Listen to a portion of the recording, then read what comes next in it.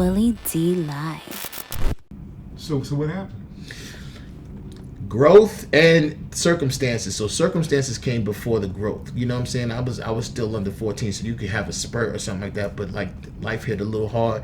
I was homeless where, my parents were living here and there, and I had no place to stay. So I went to go live with my aunt in South Carolina. So I did well in school, but like sometimes, as you know, in the music business and in comedy, if you don't have certain people talking about you in certain areas and under certain circumstances, my coach was great, but maybe he didn't have the relationships with scouts and stuff like that, because I could have went to any program and definitely did something, got a scholarship anywhere, because I averaged 22 points my senior year, and we were great, but at the same time, it just wasn't in the cards for me.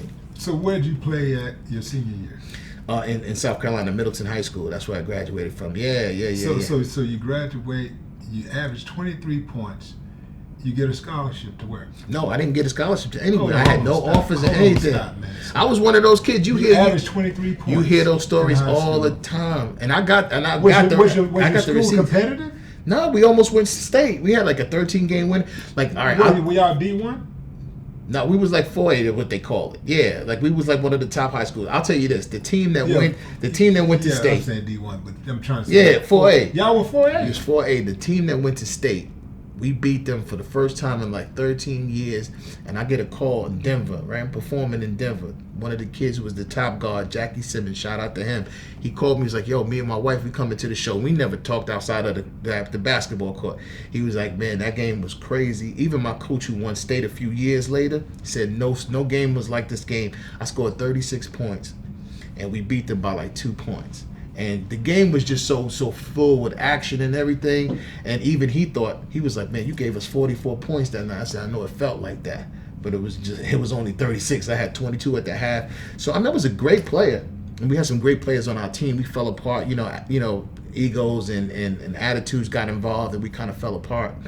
But other than that, not one person was like, hey. And I was low country player. 2 games I scored, I think, was it 60 points or 60 points or 50 points. I was low country player of the week and stuff like that, but not one scout. And you didn't think to try to walk on somewhere? No, I thought I was going to go back to New York, because that was the plan, to go just to stay in New York. Stay in South Carolina, get my education, and then go back to New York and kind of figure things out. I was going to go to school or whatever at the local community college, but then I started working, like I said, at the law firm, and then I was a comedian at 19, a year out of high school, and then the following year, I'm on stage on TV. Oh, so you didn't really have a chance to like spiral into a deep depression like some guys do, who are like heralded as some type of next phenomenon in sports or whatever. You didn't get a chance to have a long period of that. You were still moving. And the funny thing is, like, it's like I said, like when you start learning and going to therapy, and like like I said, I'm older now. Looking back, I never had that support system. I never had a group behind me to push that part of the athlete. My aunt would come to my games, and I had a pretty girlfriend in school or whatever, and the kids, if I go to the mall, oh, you that kid from New York. That was cool, but it wasn't a situation like I was, like I said, like a Kenny Anderson or LeBron James. I wasn't heralded to be this next great thing. You know what I'm saying? I was just Rudy, and it helped me fit. So from the trauma I had to go through or whatever, I was just happy to fit in, which, reluctantly became part of my personality in comedy, which, turns into a whole bunch of other things, as you well know. You become a victim, or at least a product of what you come up in.